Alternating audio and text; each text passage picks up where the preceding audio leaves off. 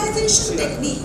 Normally males who want to look like females, they wanted a flattened supraorbital ridge and a flattened frontal bone.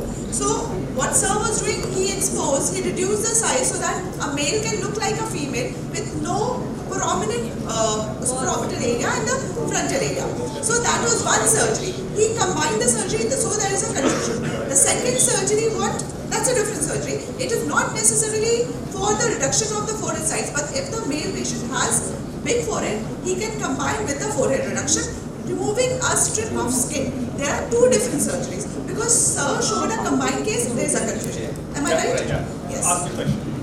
I wanted to ask about the bicornular incision, where we have to bleed the zygomatic arch as well, exposure of zygomatic arch via the bicon. You just increase the extension, you just bring it down to the tragus line, and then you can access it better. So I was ending at the helix because I'm concealing it in the hairline.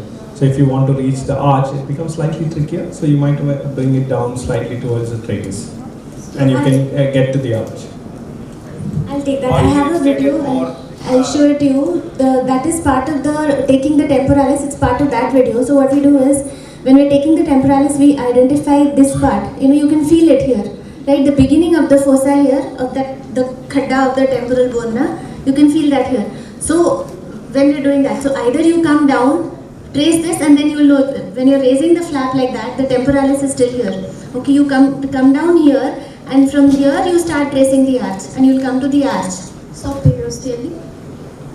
Over the arch, you'll have to place the incision. I will show you that video tomorrow.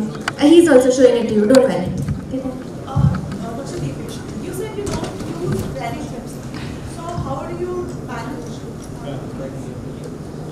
So how do you manage the hemostasis? And what's wrong in using very clips? So hemostasis, like I mentioned, is a part of the incision itself. So while we are making the incision, we are trying to make sure that we coact the vessels. And with the tension on the flap, when you put the clips, the hemostats onto the galea, when the galea is dropping down, it kind of blocks the vessels.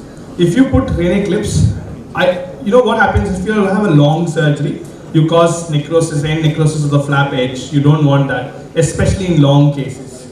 And most of our cases can be really long, especially if you are working with a skull-based surgeon who takes forever to do their resection. So could you also tell So if you're doing a evacuation or a quick surgery, neurosurgical procedure, no problem. But if you're doing a meningioma surgery and you are a part of the reconstructive team, and then you put the Rene clips, they are using navigation. It goes on till the end of the day, and then by the time you come for reconstruction and closure, you've kept the flap under the Rene clips for over 16 to 18 hours. That's a lot. So unicornular approach, bicornular approach. Up to you think why and what's the indication?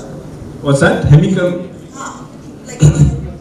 So we took that question in between. So yeah, so it was already covered. So can you tell me, so more about tranexamic acid? You told about that. Yeah, so 10 to 15 mg per kg body weight TXA at the time of induction when you're giving your pre-surgical antibiotic. Also the TXA will be given at the same time. That kind of reduces quantum of bleeding, and it has established research in all surgeries that you can. Contraindication if the patient is prone, then you don't want to add TXA, because if there is literature evidence that it may cause central retinal artery occlusion when the patients are prone. So in spinal surgeries, they don't want to give TXA. So in our daily procedures we can use, like means in our daily procedures we can use. Rhinoplasty. If there is evidence in rhinoplasty, people use it all the time. Okay, last question. Yeah, right. Which I had to ask you, you showed that this temporoparietal fascia is not close to the skin, right? Right? So that can also be used as a flap. It's not only the temporalis. There is a flap known as temporoparietal parietal facial flap. Is supplied by your which artery and vein. Yes, right. So if you have any defect down in the mucosa, you have to take the masseter also. It's very thin. It can act like your little forearm. You can just dissect below the skin, save the vessels, and just turn it down.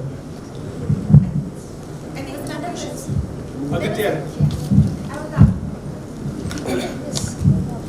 Also locally inject the tranexamic acid in your surgical site. So I some don't surgeon. Yeah, I don't inject locally, I systemically.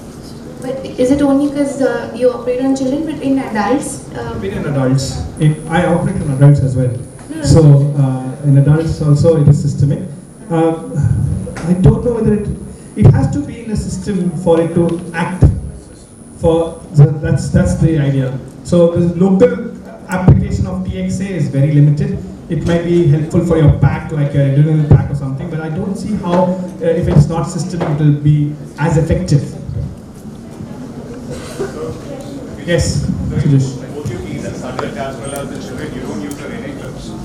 No, I don't use Rene clips. What's the duration of your case? For how long? It depends on the type of procedure. So it varies, but anything from 6 hours to 12 hours sometimes, rarely 16 hours, depending on what we're operating. 16 hours without the Rene clips. Yes, because the bleeding is only in the initial part. The vessels are all now clogged. They're at the end, at the tip. So there's nothing much going to come out. When in fact, the only time then you have bleeding is when you start suturing. And that also when you just nick something up. So usually, after you've raised the flap, you should not have any more bleeding from the scalp flap. That's how it is. So you bust the vessels right then, and that's it. Last question. So let me just add to that. So if you're only using it to take a temporalis flap, then we use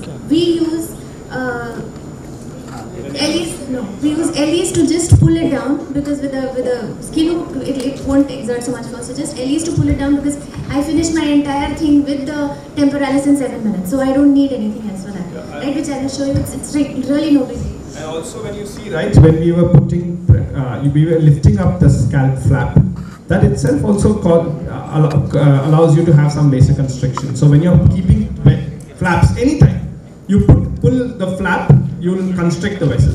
We do that a lot in our cleft surgeries. When we pull the segment, the vessels don't bleed. As soon as the assistance is like slightly lax,